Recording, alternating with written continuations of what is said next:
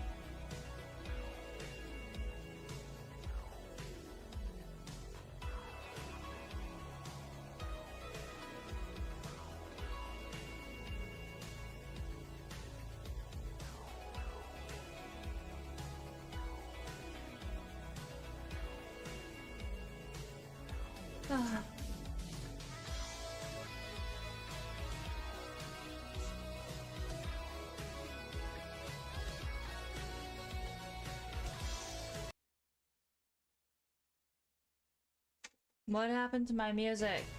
Thank you.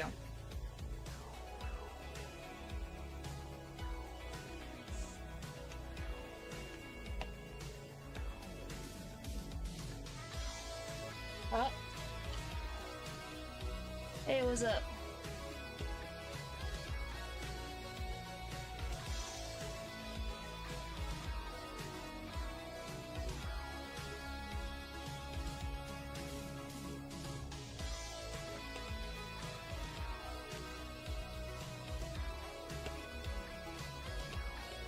You want that? You want that one next?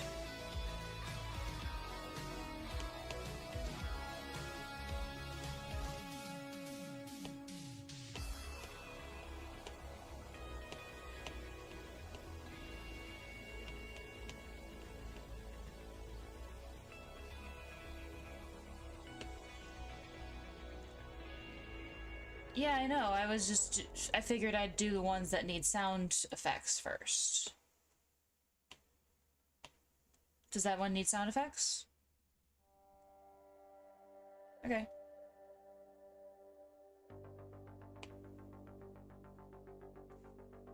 Sure, I'll do that tomorrow.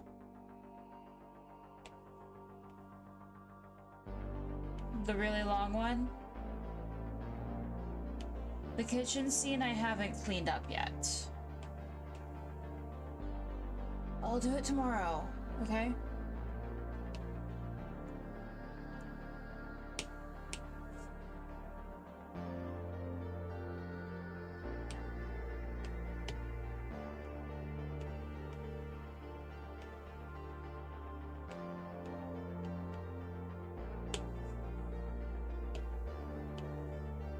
Okay, I'll do my best.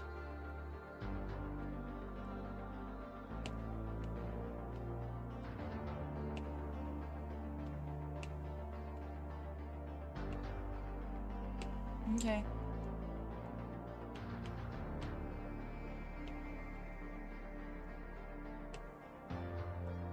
Okay. Again, I'll do my best. I want to be done with this just as much as you do, okay? It's a lot of work. Probably. We'll see. I'll do my best to meet that deadline.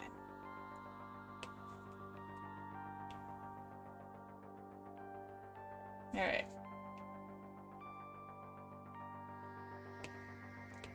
I know.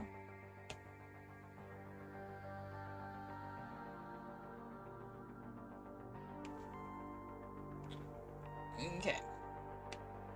No, I mean, and you're not the only one who's been asking me, hey, when the hell are you gonna be done with this thing? So, I mean, I've been asking myself that. It's just a lot.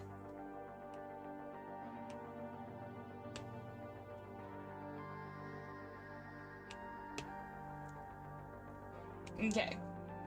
So I'm gonna get back to it, okay? Alright, bye.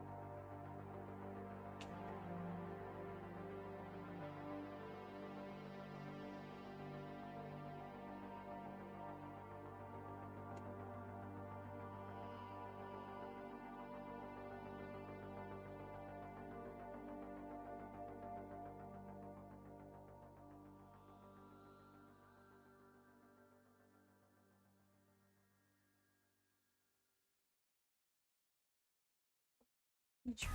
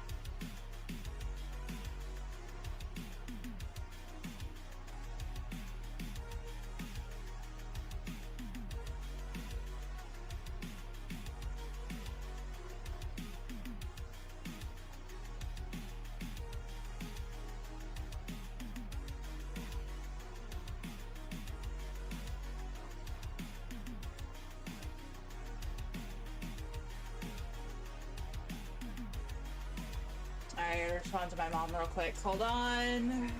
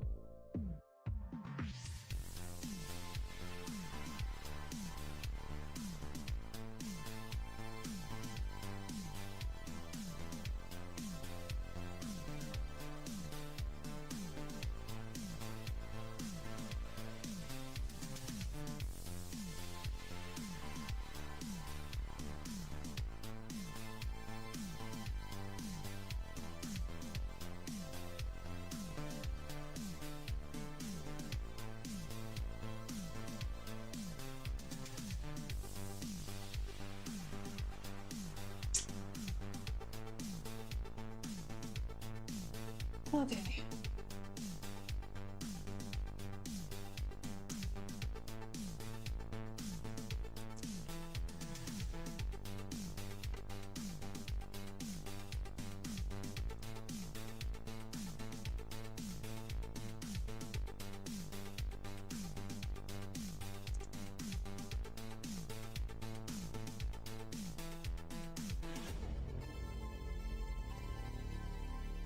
Actually, I probably don't need to do that as much.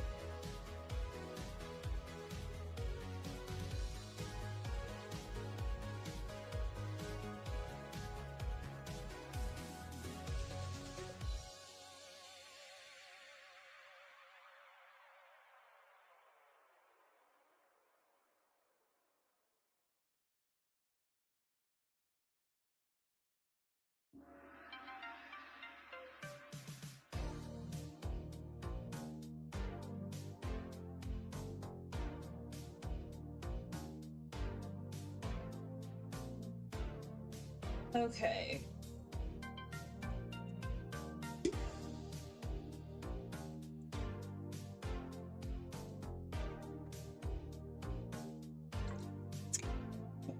Okay. I got all the setup I need. Nope, this one needs some love.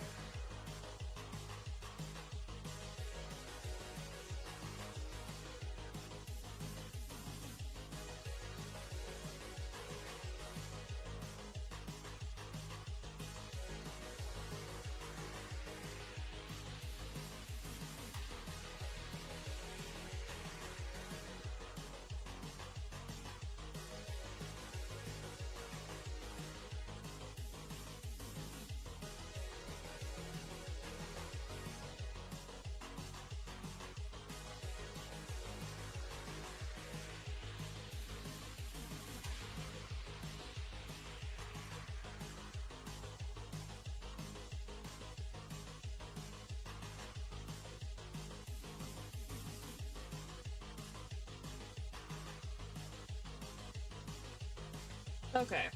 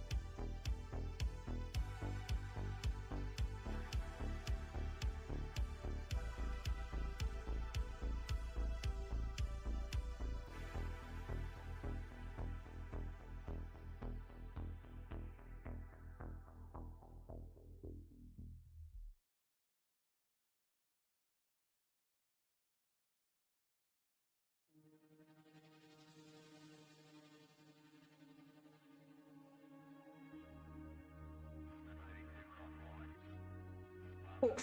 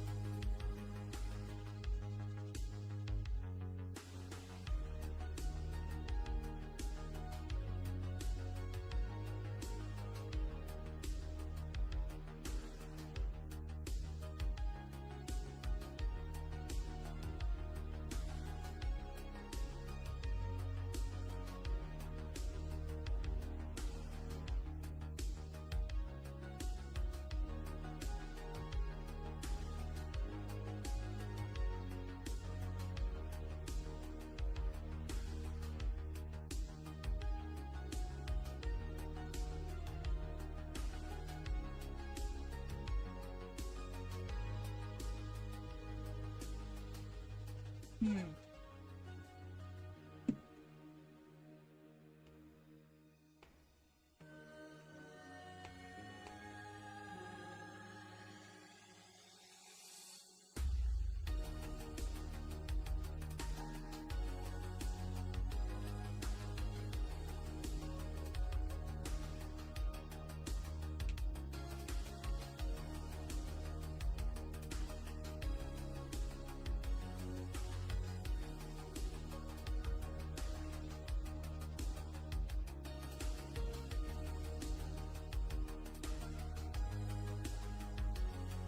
Yeah.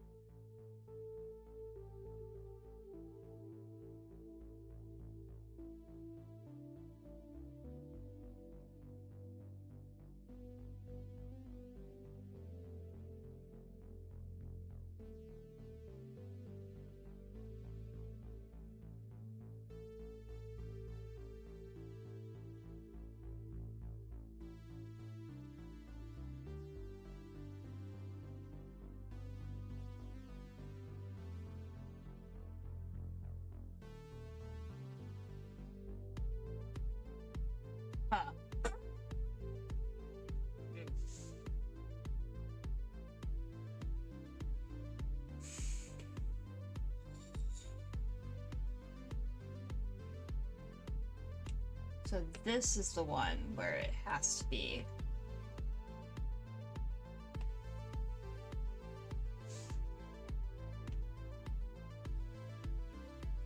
Oh, goodness.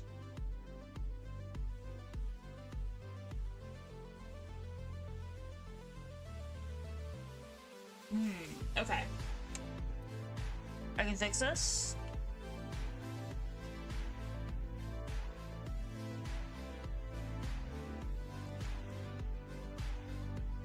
Yeah.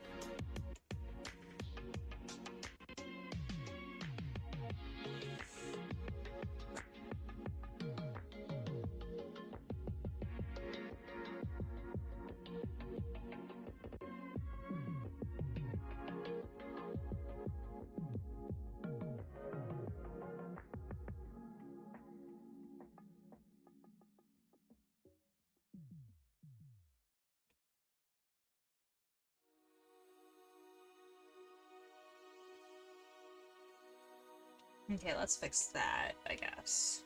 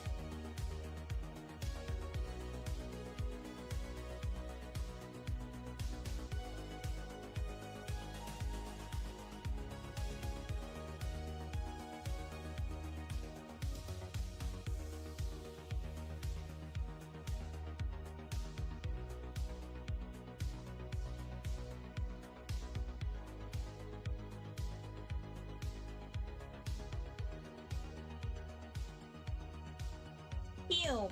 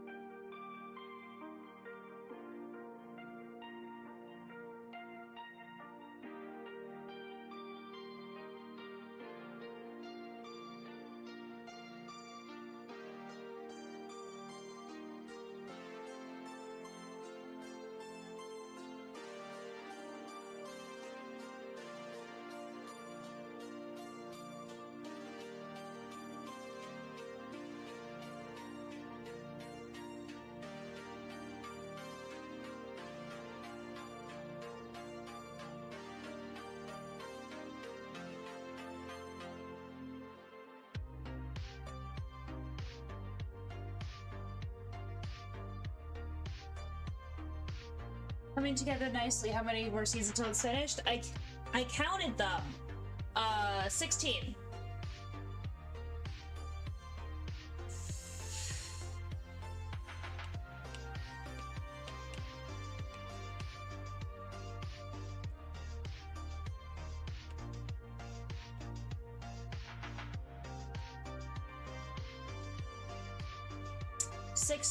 Shots, and the longest one has 55 frames, so...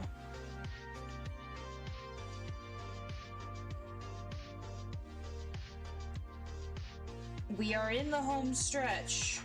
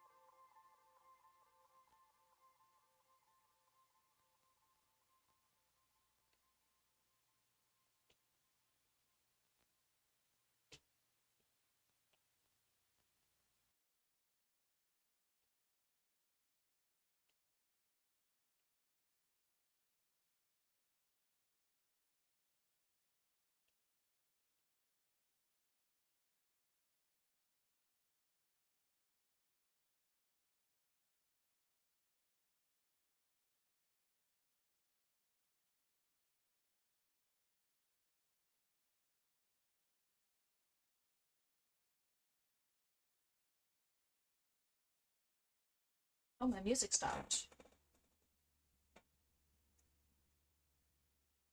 Let's... you know what? Let's go back to the Japanese Wi-Fi... lo-fi mix. Puts me to sleep, but I always know it's not... it's there.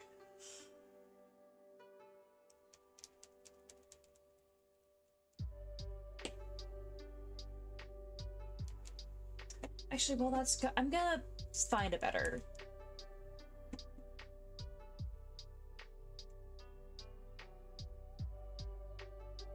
Alright, this'll work. This'll work.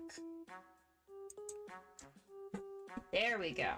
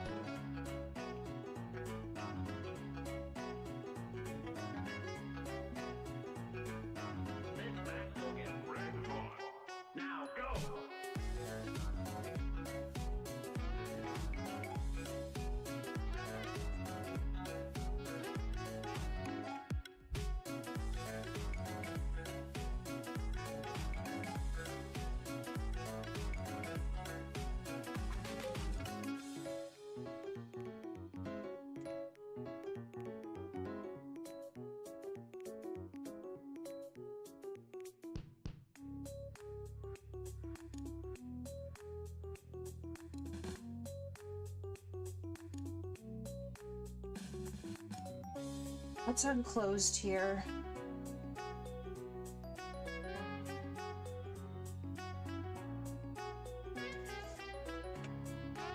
Alright, that should be good.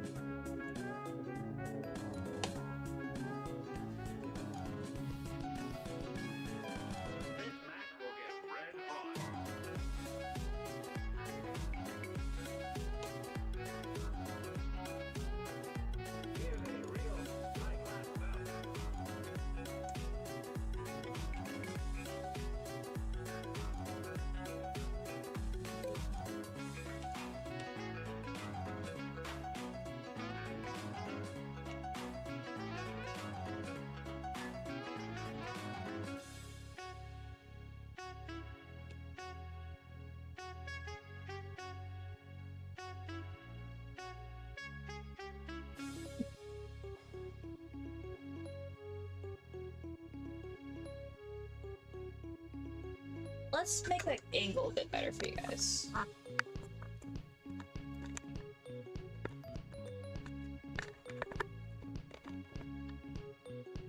There we go.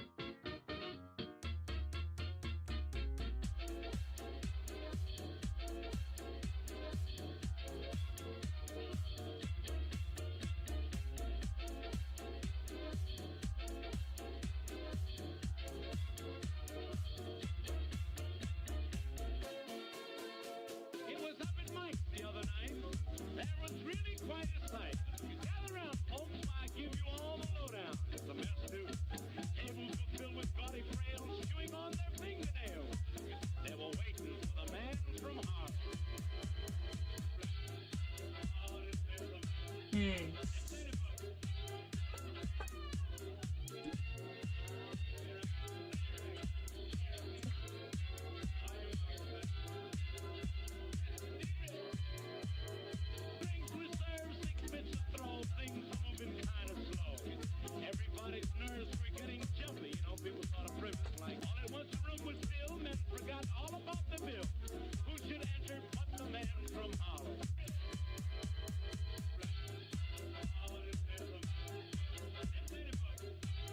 You know what? I'm gonna pause on this one.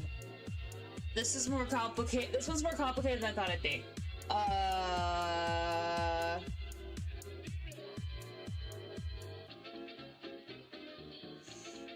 Let's do this one.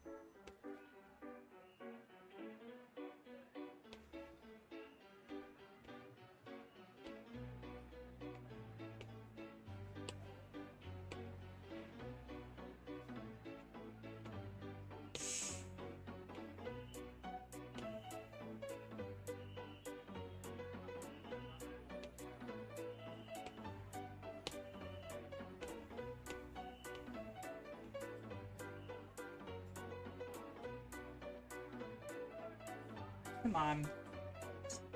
Oh, where I want you to, little set design. Thank you. Group.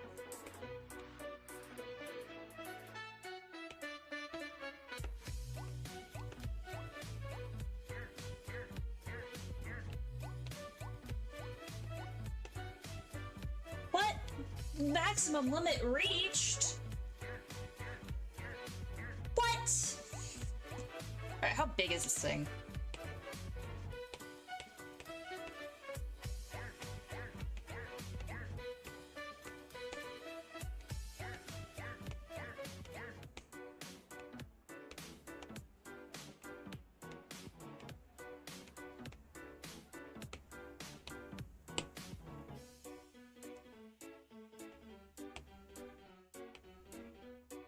Oh, that would do it.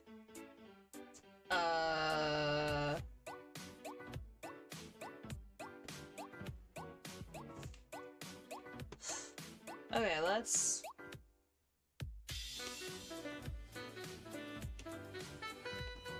make this smaller.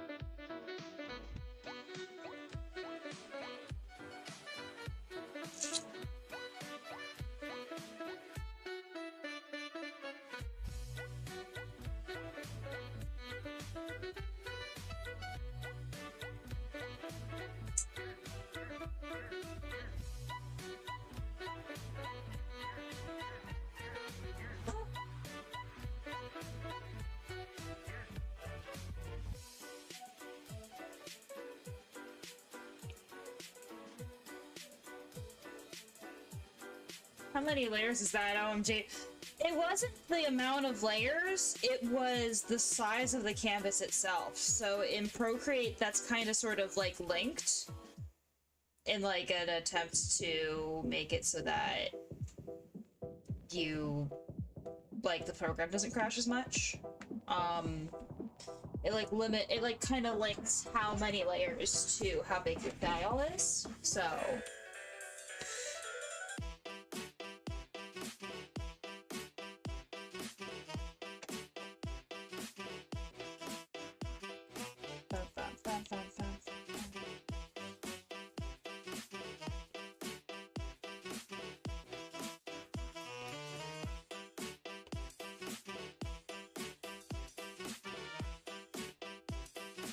But, like, this file was, like, 3,000 pixels wide, and I was like, oh, that explains it. It doesn't need to be more than 1080 pixels wide, so that was way too many pixels. So it was sort of kind of like, oh, well, no wonder, you know?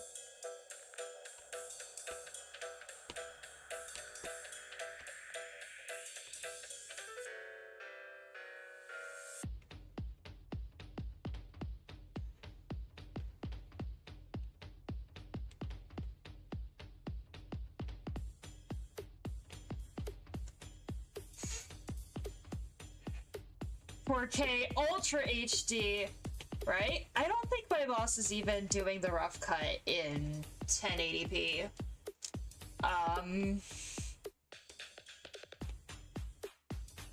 Like, whenever I view the video file, it's, like, super tiny. I'm gonna have to figure out some way to fix that in the final edit so that it looks good on YouTube. But, you know,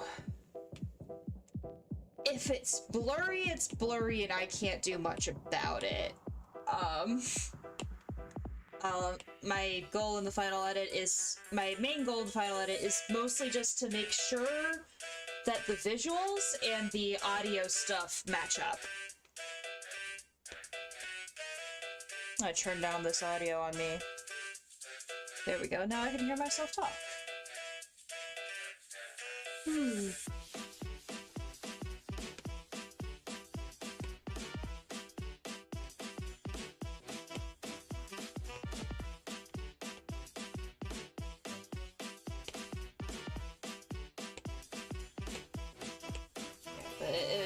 If it's bad, so be it. I want this thing to be done.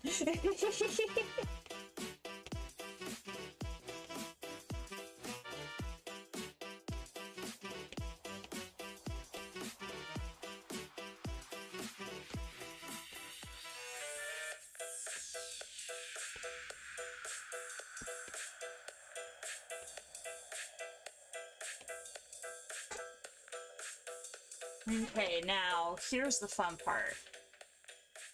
I'm gonna warp the thing underneath. Let's use a softer brush.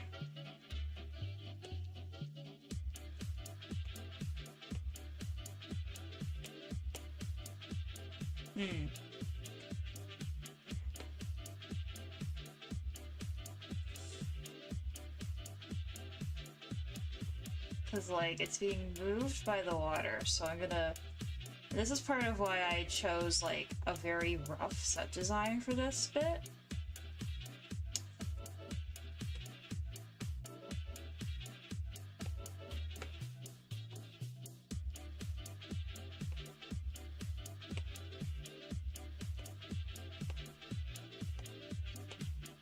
Just because I'd be new, I'd be doing this to it. And I didn't want that to be too tricky.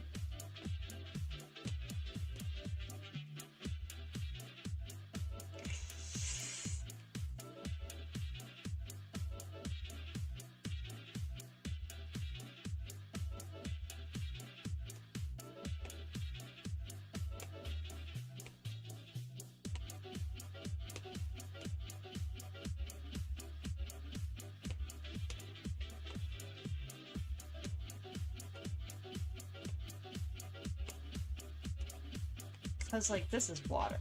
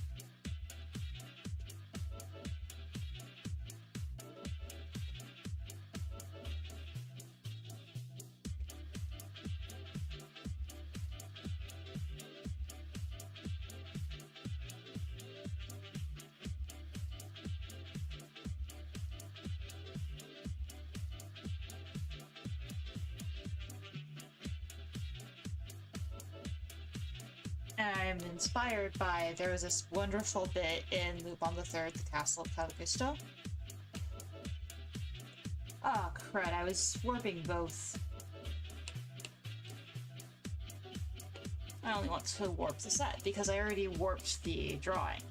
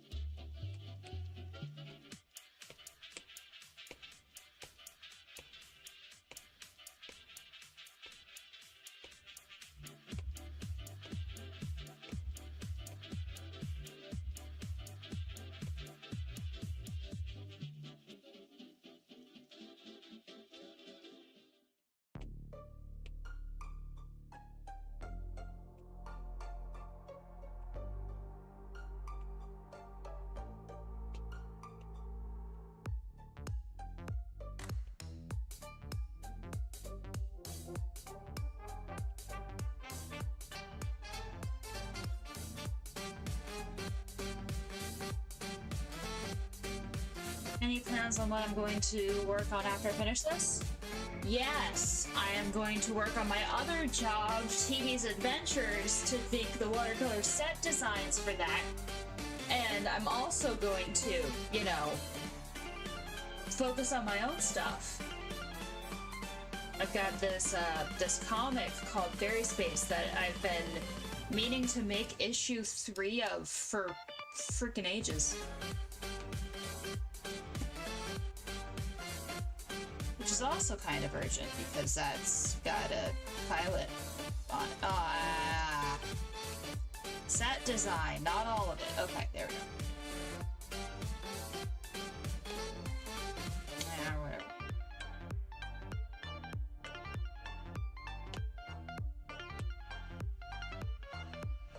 I'm also got, yeah, I have a lot of plans.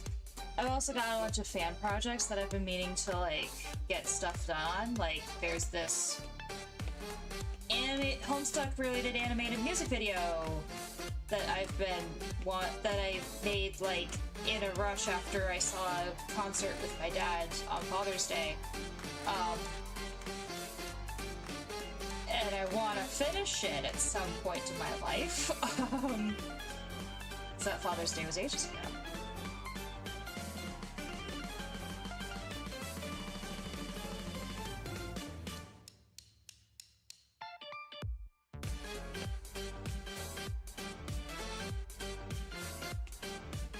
And I've also got this crossover fan comic called Invader Gems that has been on hiatus for ages, and I want to finish it because I know how it wants to end.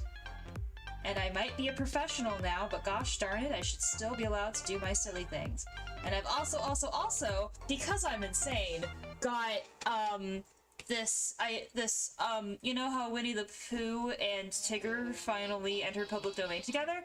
I have a thing for that. I'm calling it Winona the Pooh. And it's like, it's got a little bit of magical girl vibes, but it's mostly just like slice of life, fluffy wholesomeness. So like, you know, what if Winnie the Pooh were a girl? Like, what if they had gender? What if they had gender along with their already present mental illnesses that I relate to? So it would be like a lot of and like I grew up with Winnie the Pooh. Like my mom didn't know what gender I would be. Should add Mickey Mouse too, since that went public domain. I know Mickey Mouse is public domain, but if I were to put Mickey Mouse into Winona the Pooh, he would be like a background character or a side character. Like I'm thinking of it in terms of plot structure and like in the books, which I love the books. I've read them since I was a very small child. My nursery was Winnie the Pooh themed because my mom didn't know what gender I would be until I was born. And like she was like, "Oh, yellow's a nice gender neutral color." And when everyone loves Winnie the Pooh. Gosh darn right I do. She must have known something was up, because, like, when I was diagnosed with ADHD, my immediate reaction was, oh, like Tigger? I get to be like my fave! Little 7-year-old girl being like, I like Tigger! Oh my gosh! Yeah! And that's the reaction that I think everyone should have when they hear that Winnie the Pooh characters have mental illnesses. It's not, oh no, childhood ruined. It's, oh no, childhood improved. They're wonderful. It's wonderful that you get to learn about different kinds of people and the ways that they interact with the world and the ways that they interact with each other. And I'm vibrating about it. And I want to make my own story of it, partially because I love it so much. I think I could do it justice while bringing something completely new to the story.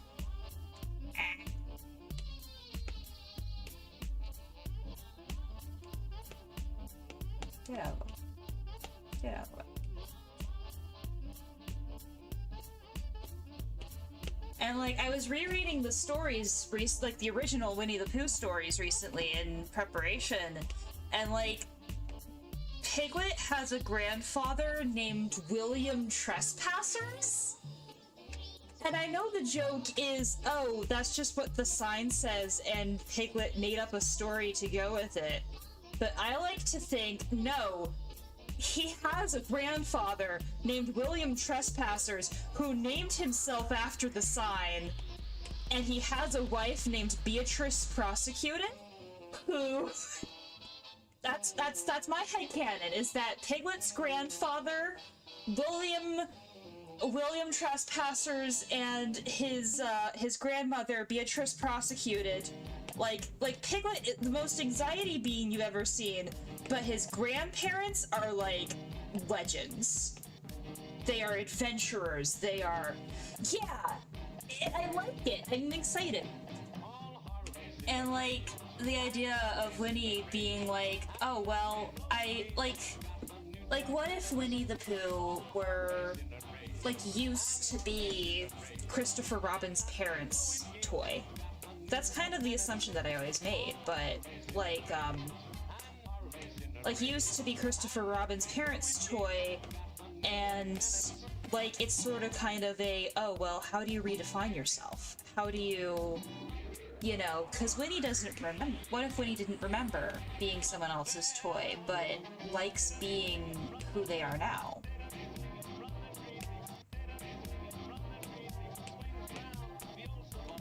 And that's part of what, likes being who she is now. It's part of why I was like, oh, Winona. Because that's what Winnie is usually short for. I looked it up. Winnie the Pooh is actually short for Winnipeg.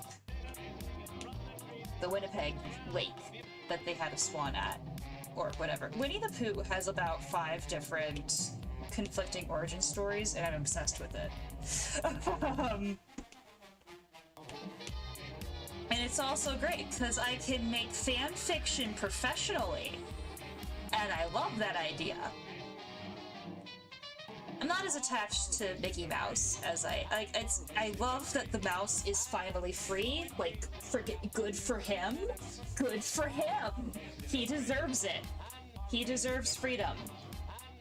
The world deserves that mouse's freedom.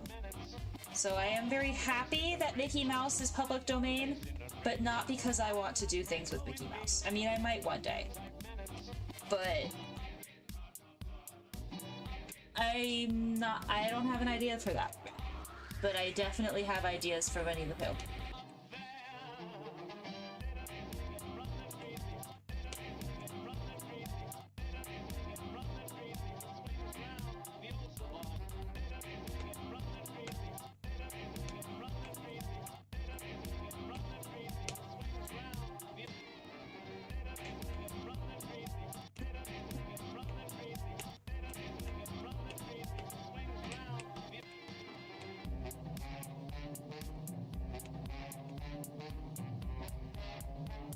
And, like, I could have done this earlier. There was, like, the idea was kind of percolating in the back of my head a little bit back when Winnie first entered public domain, but it felt wrong to do it without Tigger. You know? Wait. Motherfucker.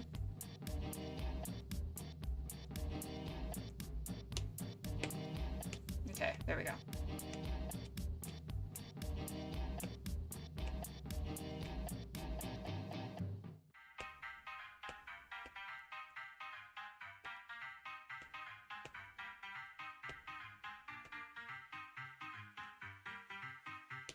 And also, like, sort of a little bit of, like, you know, what if Winnie the Pooh and Christopher Robin were siblings? What if, like, or at least had sibling energy?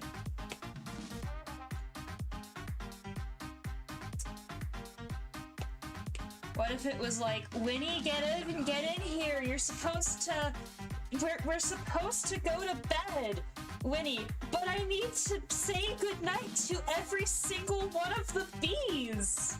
Christopher Robin, you don't understand. Christopher Robin, I do understand. I understand you need to go to sleep. Like, you know, sibling energy. Also, what if Winnie the Pooh were a beekeeper? Because why? Because I said so. Because I can really imagine, like, what if the tree that the bees' hive was in was cut down, and Winnie was like, oh bother, oh bother, oh bother, oh, I need to, I'm so sorry, no one deserves to be homeless. Is there anything, I know that we've had our differences, but is there anything that I can do for help? You are the most wonderful hive I have ever seen. You make the best honey. What am I gonna do without you? And then, like, just rapidly researches as much as they possibly can about bees and how to take care of bees, because the bees, the honey, ah! And then, like, genuinely gets into it.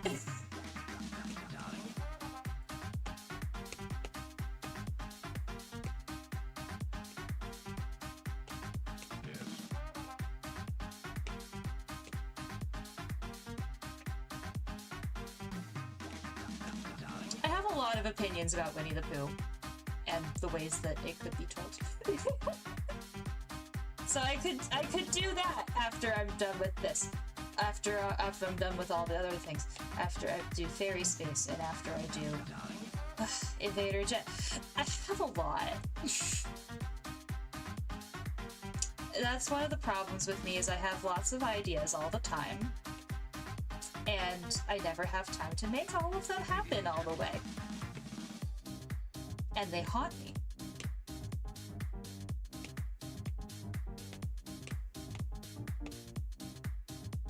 They haunt me.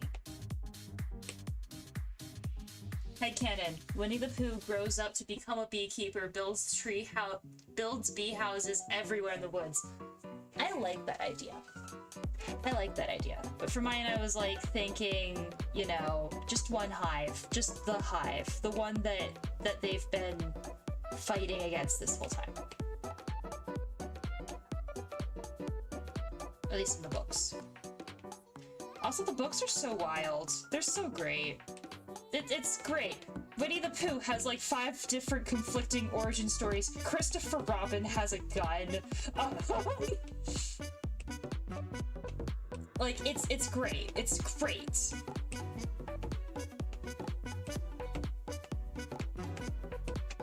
It's just, I love it.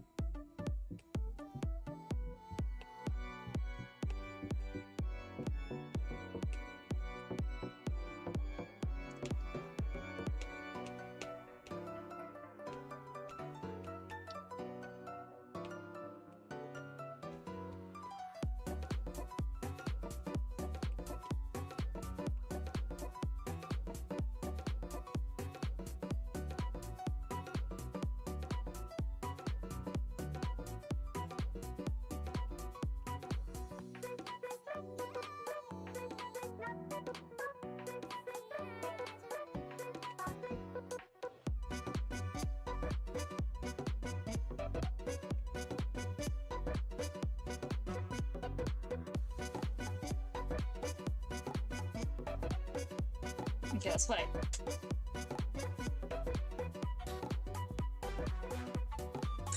That looks so watery. That looks so look how watery this is. I'm obsessed. Actually, we can make this more watery. I'm gonna... Ah! No, only the set. Only the set.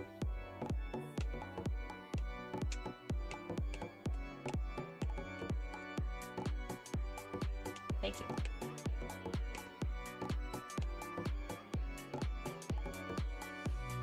Yeah!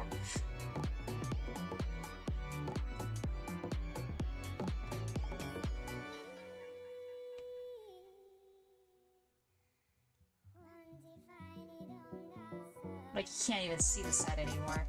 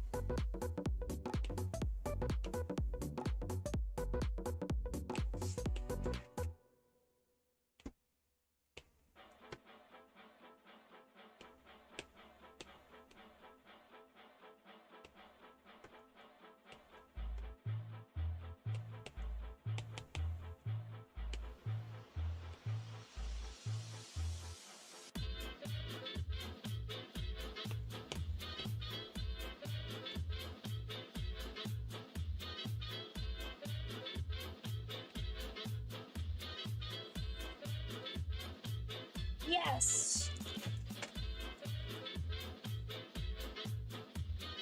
And now to color Alexander.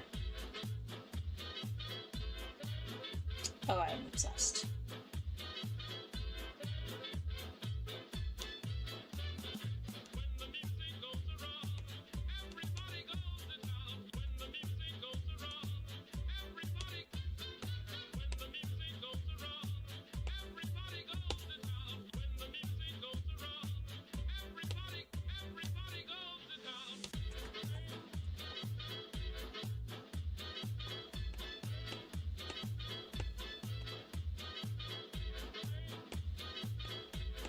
And I'm just adding a bit of shade to the set so that when I make Alexander, the white stands out against it.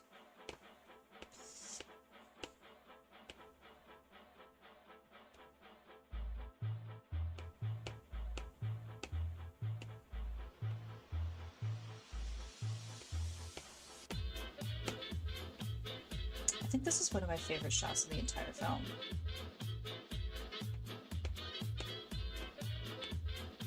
I think I'm gonna add this to my demo reel. It's so dynamic.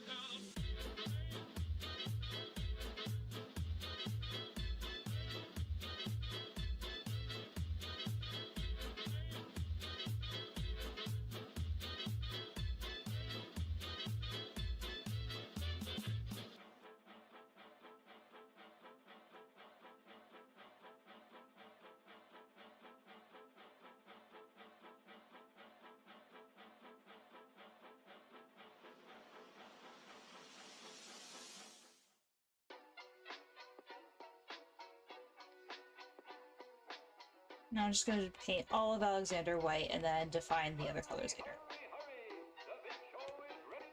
It's easier that way.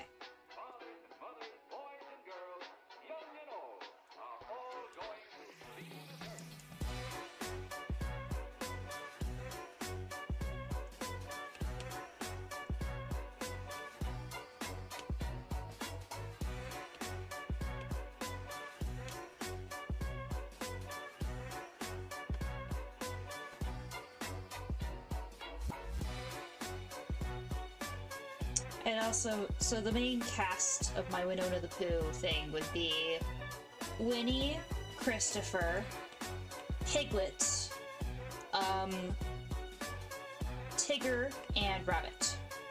And the side characters would be, you know, Kanga, Roo, Eeyore, Owl.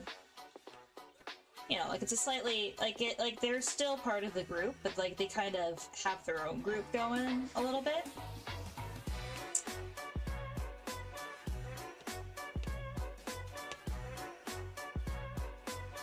Like, kind of like a little bit of a generation gap, you know? I mean, Eeyore's the youngest of the oldest, but he's one of the, like, middle-aged-ish ones. And, like, Christopher's the baby brother, right? Like, he's, you know, he's like 4, 5, maybe. He's the baby brother, but he's also the one that keeps them all alive. You know, it is his imagination, his magic, that lets the 100-acre wood exist. And I was thinking of, like, in my show, in my version of Winnie the Pooh, having imagination as, like, a world mechanic that all the characters have, but Christopher Robin and Christopher Robin's family has, like, a lot of.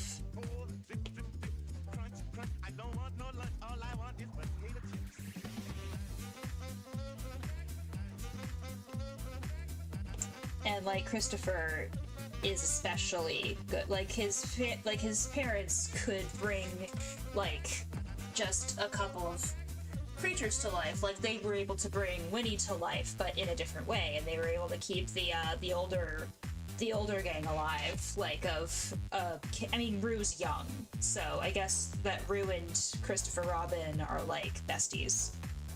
But the parents were able to keep Kanga, Eeyore, Owl, and Owl, like, you know, in sentience. And, you know, Winnie for a time, although she doesn't remember.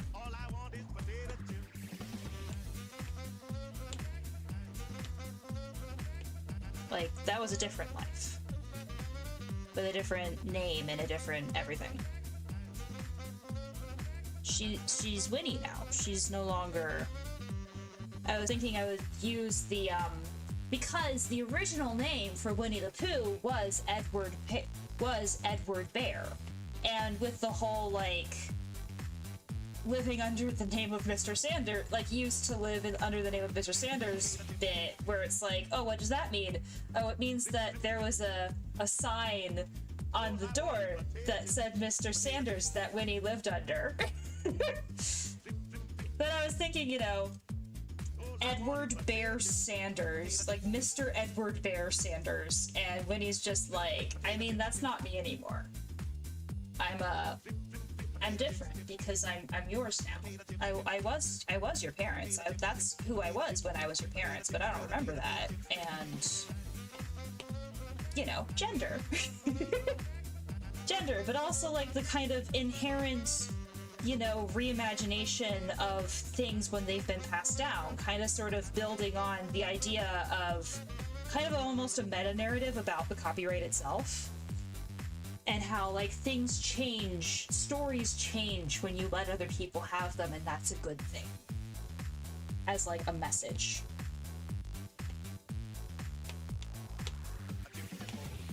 Almost like the message of the Lego movie, you know?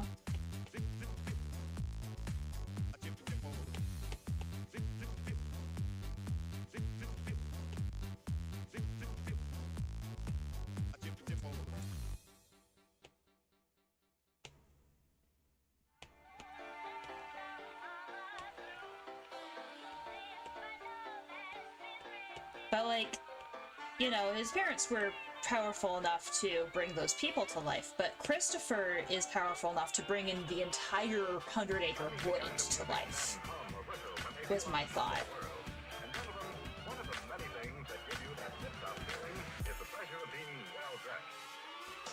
Like, just, this kid just has the most imagination. and will continue to, it is implied, because the rest of them, you know, were still alive.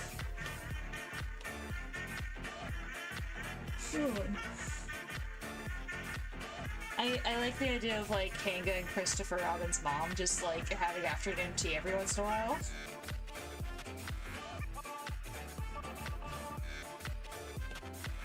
Imagine Winnie the Pooh having to go to the DMV to change the name on like, their driver's license. They don't have a driver's license, but, like, their state ID or whatever. And, like, everyone being like, oh, Mr. Edward Bear Sanders, and Winnie's like, that's me, I guess. I don't remember being that, but that's me. And the people are like, oh, your imagination construct? Yeah, okay, we gotcha. And then Winnie coming back and being like, Christopher Robin, I'm glad you don't imagine me as an adult, because I just had to do some adult things and I hate it. The kind of music men hum or whistle when they feel on top of the world. And Christopher Robin being like, well, you'll probably grow up with me. And Winnie being like, yeah, but I get to be a kid with you for a little bit, and I'm glad for that. Oh, William Trespassers and Beatrice Prosecuted could also be imagination constructs, although, or maybe, like, escaped imagination constructs? And, like, Winnie and Piglet could bond as besties over, like, you know, having to live up to a legacy almost. I'm coming up. I really need to up my knowledge on Winnie the Pooh lore again, huh? I'm just making up lore on the spot. None of what I am saying is canon to the original Winnie the Pooh mythos. I am making this shit up as I go along. Oh, imagine, like, yeah. Like, this is how I would tell my version of the story. I have too many ideas. I do this a lot.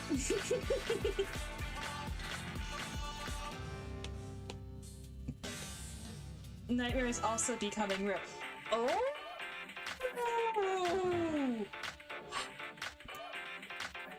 Puzzles and Watsons! Ah! Yes! Yes! Oh gosh, what if Christopher Robin believed in Winnie so much that Winnie's own imagination could create nightmares? Like, plumped so much imagination into this one being that the being itself is now also capable of manifesting imagination. That'd be so cool.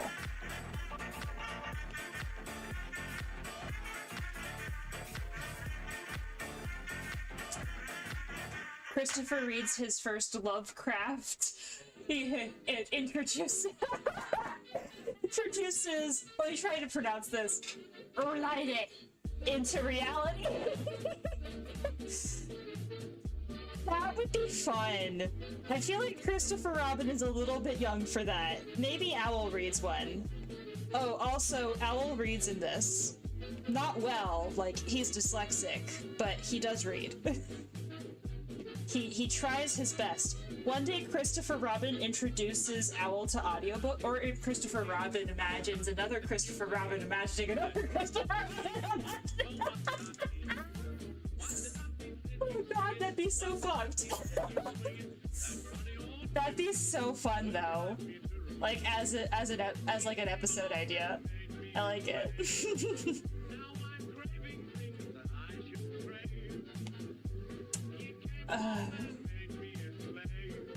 I forget what I was saying. That just knocked me the heck out. Thank you, Sister Mika. That knocked me the hell out. I love that. I completely forget what I was talking about. Other than Winnie the Pooh lore that I'm making up on the spot. That we're making up on the spot together now. Collaborative effort. Collaborative world building. My favorite pastime.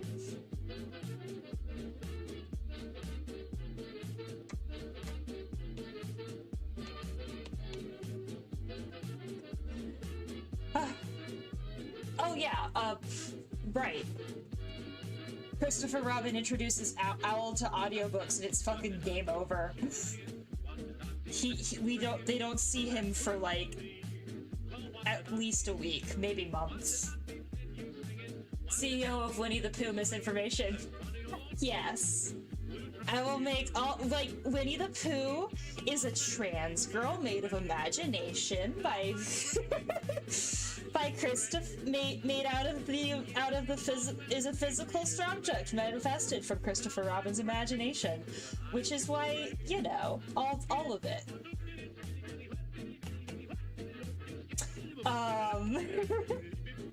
But that's the fun part. It's not even misinformation. I'm making a new show of my own about it. Or at least a comic of my own about it. With all this. Winnie the Pooh is a trans girl made out of Christopher Robin's imagination, and Tigger and Rabbit are in love, but Rabbit's tsundere about it, and Tigger understands that this is Rabbit's love language.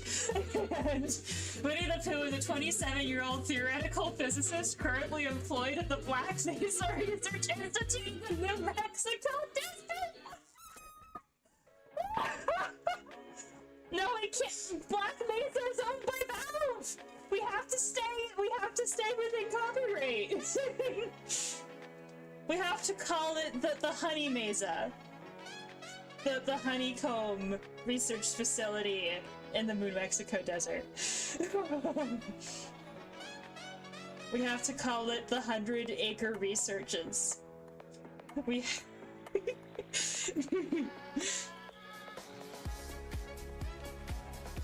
I like this song. Odd Chap, Jams, 2017 re-edit. Wake up and smell the honey!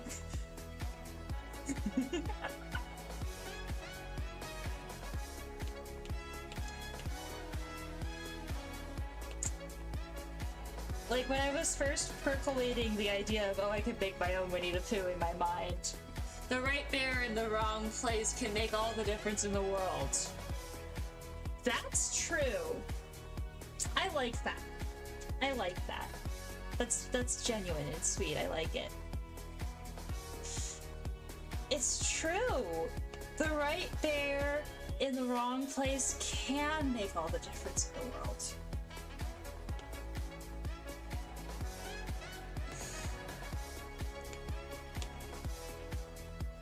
I know that was meant to be like a reference, but I'm too genuine. Too sweet for this. I make it wholesome.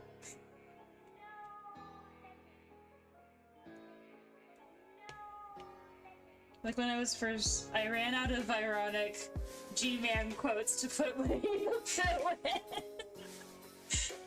in.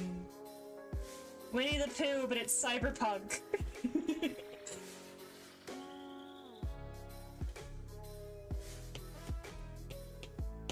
Wait, no, that's just Tiger X Bunny. That's literally just Tiger X Bunny. There was this superhero anime called Tiger X Bunny that was literally just Winnie the Pooh fanfiction, and I don't know how many people noticed.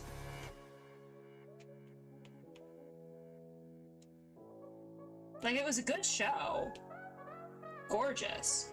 Wake the bleep up, samurai! Wake the bleep up, Pooh Bear! Wake the bleep up! You got shit to do! You fucked up, bear! You fucked up, Pooh Bear!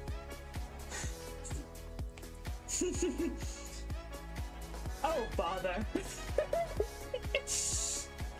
This is Rabbit yelling at Winnie the Pooh. Rabbit yelling at Winnie the Pooh, you fucked up, Pooh Bear! You fucked up! Get out of my house! Winnie the Pooh wouldn't be the type to use those words. He wouldn't! Rabbit would, though. Rabbit would say fuck. Rabbit would be the most likely to swear. Rabbit would say fuck and ass and shit, and Winnie would be the one who says stuff like, just, oh bother, is the go-to curse word for Winnie the Pooh. Like, doesn't even process things enough to decide to use an actual curse word about it. I think Winnie isn't incapable of using a swear word.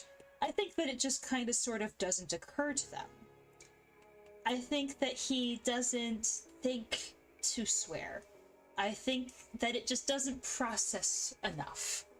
I think he's capable of swearing if he really wanted to. But, like, if he purposefully... Oh, now I'm imagining Rabbit talking like one of those Call of Duty lobby people. Yeah! That's Rabbit! Like, wake the fuck up, Pooh Bear! You fucked up! You're stuck in my front door! Come on! We gotta get... You're too fat, asshole!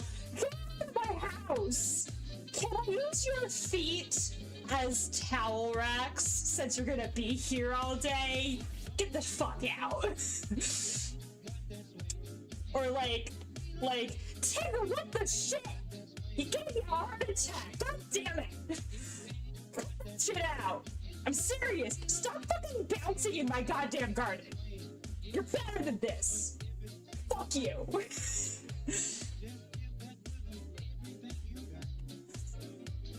Whereas Piglet's just like, oh dear. I feel like Piglet does curse, but only occasionally.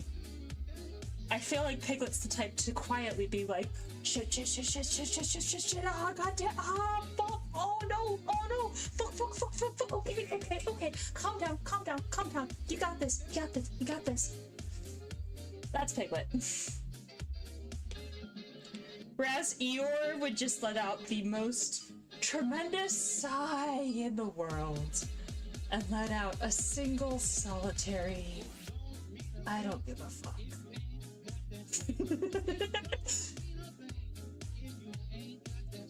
Rabbit would curse up a storm. This just feels correct to me. Christopher Robin isn't allowed to curse.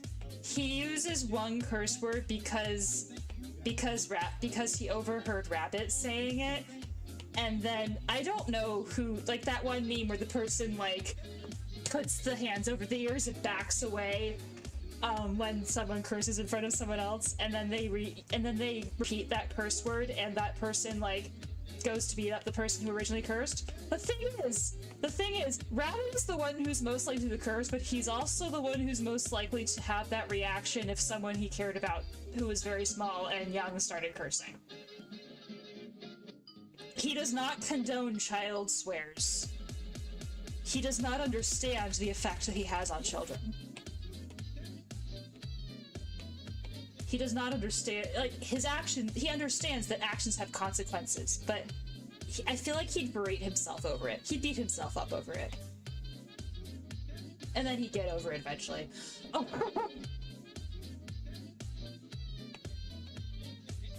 Actually, no. This is funnier. So Rabbit is very careful to try not to swear around Christopher Robin, but Tigger spends enough time around Rabbit that he starts picking up Rabbit's swear words that he doesn't use around the child. So then Tigger says fuck like once, and then Rabbit's like, and then Christopher Robin says fuck, and then Rabbit goes to beat Tigger up because he blames him. And Tigger's just like, this is your fault!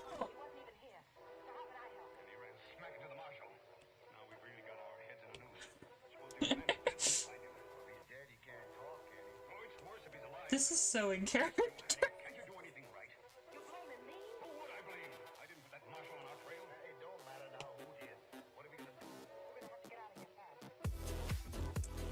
And I want Piglet's grandparents to show up and like have actual dialogue and stuff, because oh my god, Trespassers William is such a name and he deserves to be a character. He deserves to be a character with speaking lines. And like a whole flashback episode. I want to know of the exploits of Trespassers William. And if I must create them myself, then so be it.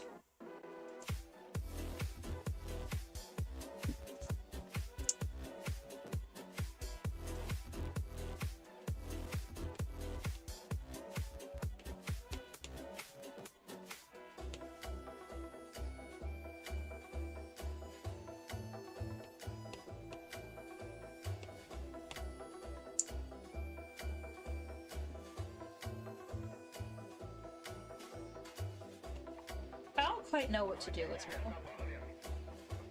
Maybe, like, have him be besties with Christopher Robin?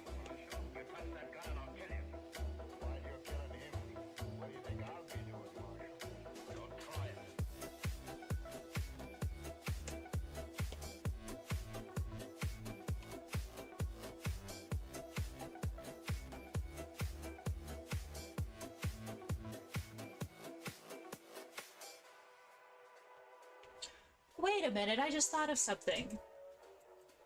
What if Rue is a construct of Christopher Robin, an imagination construct of Christopher Robin's parents, but because Kanga asked Christopher Robin's mother to give her a child? Like, later in life, after they spent a childhood playing together, and Kanga would have been Christopher's mother's favorite toy. So she would have stuck around.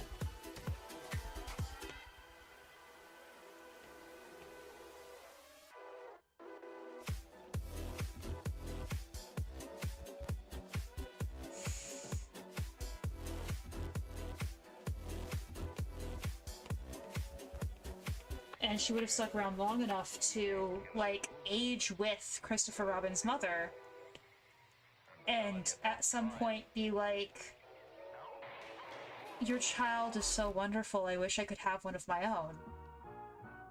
And Christopher Robin's mother, of course, would help her. I'm getting emotional over my own fake lore that I'm making up on the spot. I love this idea. This is like, I'm taking Winnie the Pooh and I'm making it Foster's home for imaginary friends brought to its logical conclusion.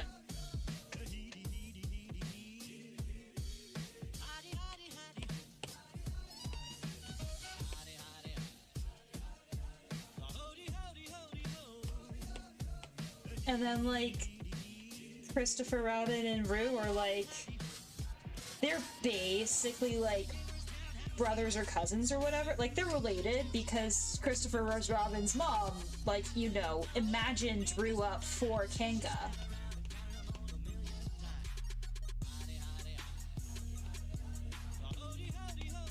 Maybe Rue is even hand sewn. That's so cute. I'm dying. That's too cute. That's adorable. So Rue's like the baby. Maybe even more baby than Christopher.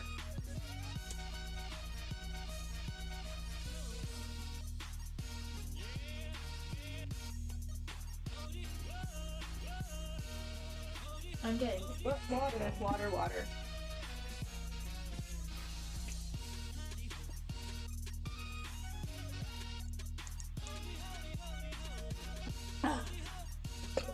Excuse me.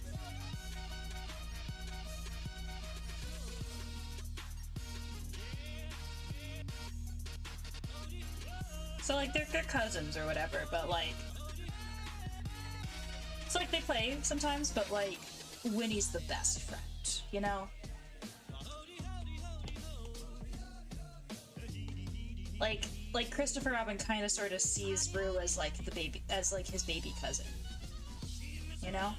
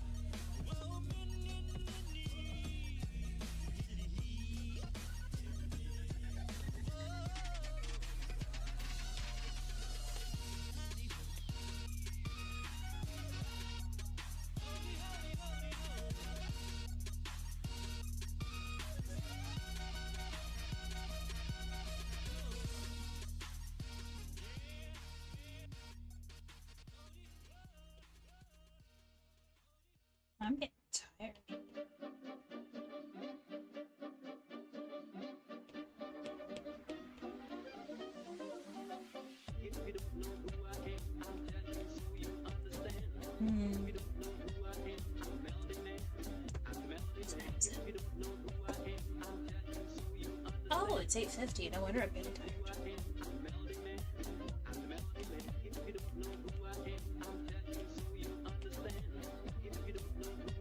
I think I'm gonna finish blocking this in and then call it a night.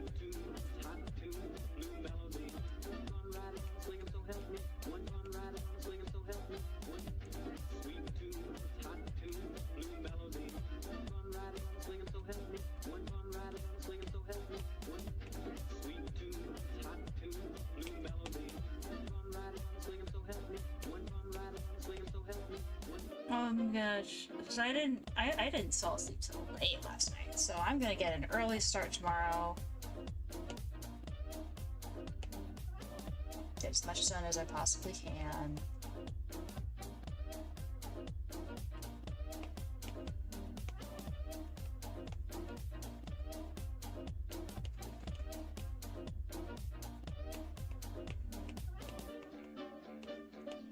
Oh, maybe Mickey. Wait, maybe. Oh, I just thought of a way to incorporate Mickey into this world. Maybe Mickey is like a celebrity.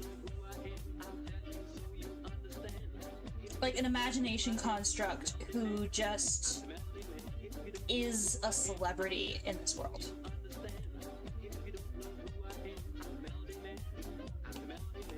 Like, he was created by. Like, he was brought into existence by someone, but maintained through the collective imagination of millions.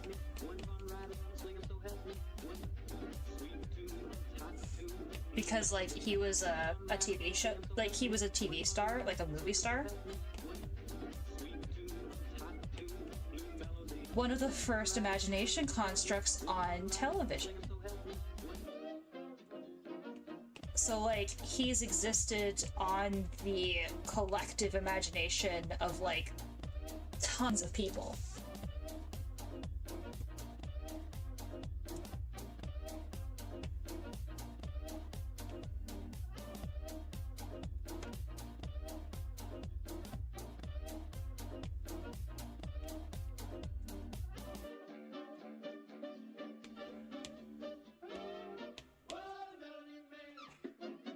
The more people imagine or believe something, the more real it becomes. Yeah. Yeah, exactly.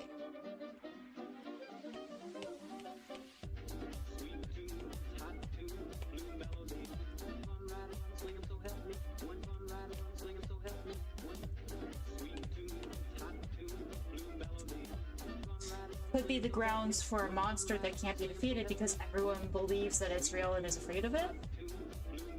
Oh! And the only way to get rid of it would be to get people to finally stop thinking about it?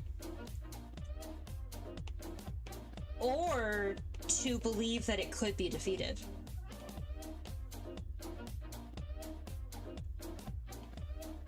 Like, I feel like part of the mechanic of belief is that, like, the part of the mechanic of imagination is that the new imagination adds to the abilities of the person that's been imagined.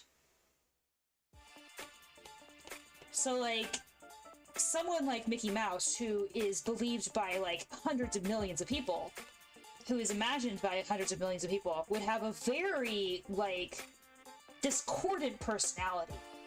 Like, he's stronger, but he also doesn't quite know who he is, you know?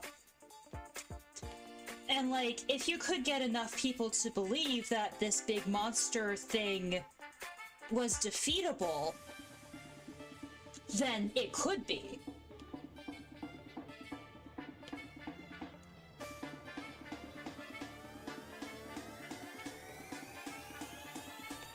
Oh my gosh.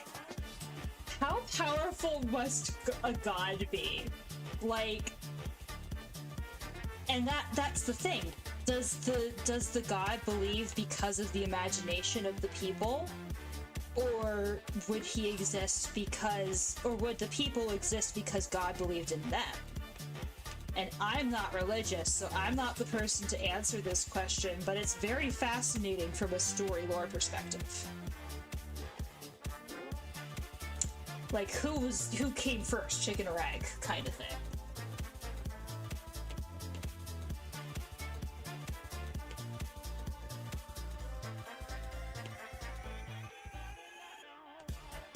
And nobody knows because it's the, like, you know. Because if this is a world that lives on imagination, then gods would be real. Like, if Lovecraftian horrors could become real, then gods could also become real. This will be a very chaotic world. I feel like possibility is the same as the chicken and the egg situation. Both must have been there first, but also neither could be there without the other. Yeah. Yeah, and like, it's more in-depth than that, because like, we know who came first. It was the egg. Eggs were first. Eggs were first. But, you know, for a world like this, it would be interesting to explore.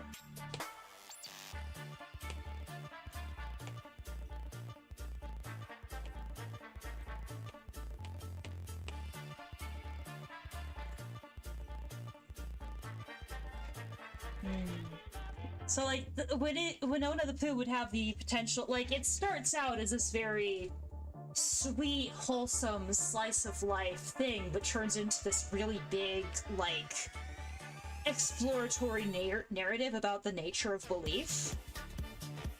Like, the more you think about it, the more big it becomes, you know?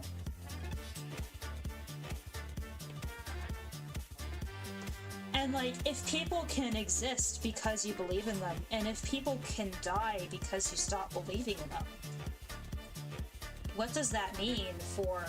And I like the idea that, like, Winnie the Pooh could be one of the first... would maybe possibly be the first imagined creature to also possess the same level of imagination. Like, and that's where the story comes in. Is when she first imagines the first heffalump. The first who's it or what's it.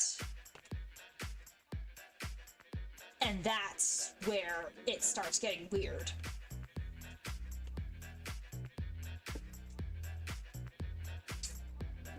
I would imagine, like, two types of humans. Real humans and humans that only exist because of imagination. That's true. Like, for example, like, I had an imaginary friend when I was a kid. His name was Chana Ribs. I remember him as though he were a real person. And he's not... I can't imagine him at the same level anymore because I'm not lonely enough to need him anymore. Like, he became part of me. And, like, there's the possibility for that to happen to anyone, you know? And there's also, like, maybe there's a philosophical discussion that people have sometimes of, like, okay, but are children... What if a child is imagined? Like, I feel like maybe there'd be news stories of every once in a while a human child is born, but then finds out much later that it was born due to the imagination of the parents.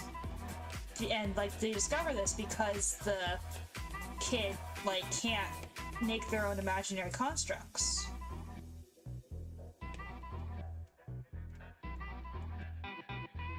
Or something. Like, it'd be cruel. It'd be cool, but it'd be cruel.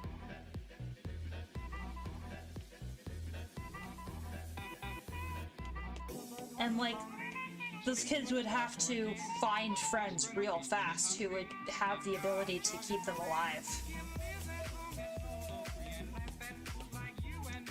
Like, if the kid in order to have even a chance of outliving the parents.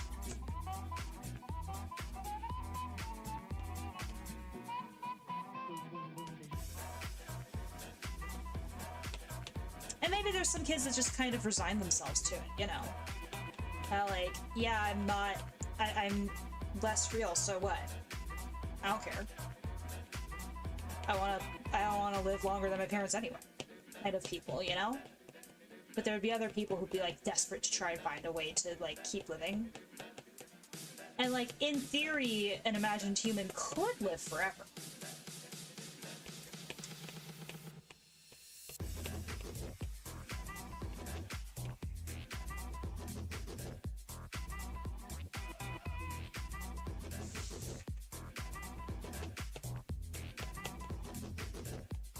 If they found enough people to believe in them.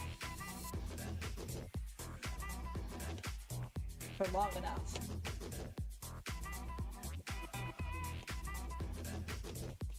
But even then, there's the issue of, like, okay, but if you exist only based on what other people believe you to be, then who are you?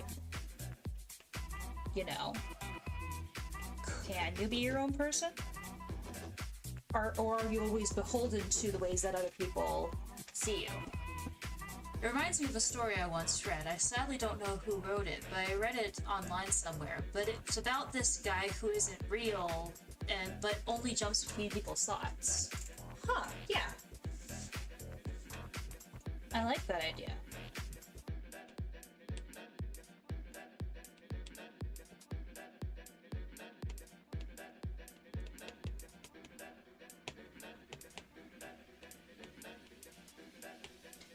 And, like, there'd be other people who, like, believe things about themselves. Oh, and with each time he jumps through, he changes based on how the person thinks. Yeah, exactly. Like, if you are an imagined construct and you exist around others, like, you exist based on how those others see you. Like, which is why someone like Winnie could be so drastically changed between, like, being Christopher Robin's parents' toy and being Christopher Robin's toy. Like, from Edward Bear to Winona Bear Pooh. Yet when wires are loaded with a lot of conversations that are boosted in strength. Like, she is his sister because she believes that he is his sister. By the end of the story, he was changed so much he eventually didn't recognize himself anymore. The ending was kind of a fever dream, really. I think it ended with him breaking his soul and going into everyone's imagination at once. Ooh, that's fun.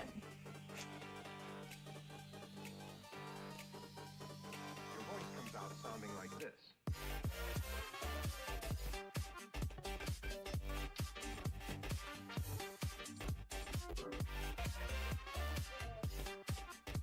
I think it would be fun and neat if, like, Winona believed that Winnie was real so hard that Winnie, like, had the abilities that someone who was genuine.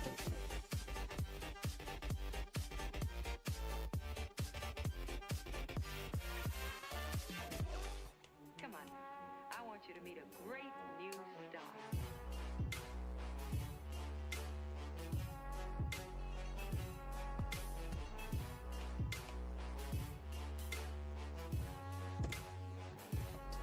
Da-da-da-da-dum.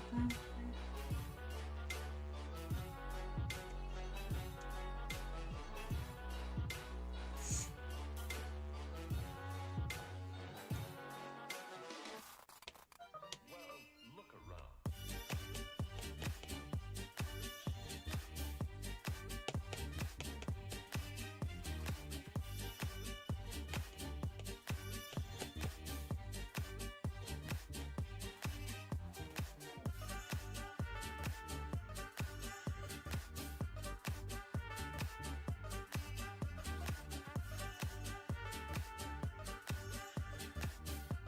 But it'd also be kind of fun, like, if Mickey, like, you know, had all these different people believing in him, and he was super powerful, and most of the ideas are the same, but a lot of them aren't.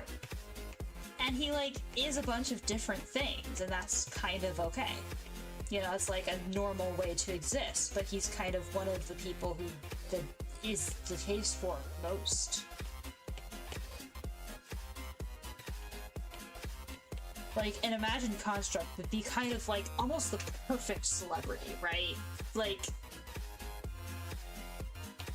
not even a real person, almost. Like, and that's the difference between someone like that would be the difference between someone like Mickey and someone like Winnie. Is Winnie was believed in so hard that she was real, that she became real, but Mickey doesn't know what real means anymore.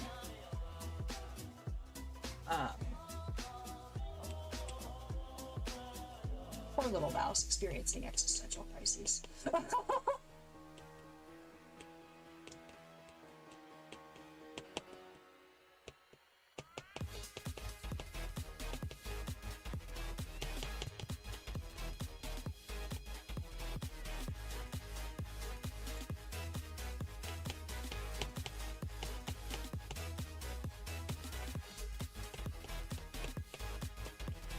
It'd also be fun if, like, animation as a medium still... Oh, wait. Imagine construct architecture, and it's these non-Euclidean geometry paintings, but in the real world? Oh! You'd need a really fucking powerful imagination architect to do that. But, like, the North Pole could work that way. Like, the North Pole could exist, maybe. And would have that kind of weird architectural geometry, because lots of different people have lots of different ideas of what the North Pole looks like. So, like, it would be different. A real architect takes one look at it, dies from a heart attack. Like, I don't think that you could have, say, an apartment complex made from imagination. I think that's a terrible idea. Because it would change. It would change, and people could die from that. Because, like, you know, and what if someone's having an anxiety attack and suddenly, and suddenly, like, you know, stops believing that the place that they imagined was there is there. Oh, people who, like, take advantage, who, like, imagine, like, homeless people who imagine the perfect home, who live in there despite the danger because it's better than nothing. People who, that would make the morning commute to work so much more interesting. People who decide, fuck it, I'm gonna believe my car can fly, and it, like, half works. Alright, let's test this. Yeah! Like, suddenly the staircase is much steeper and the elevator moves sideways. Yeah, like, it'd be a dangerous world to live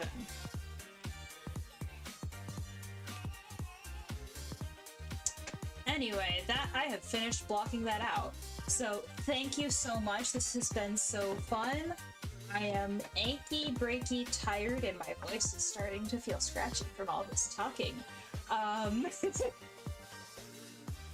And we've got this beautiful splash, and I will color the guy behind the splash in tomorrow morning. So, along with, let's see what else I should do tomorrow morning. Let's check.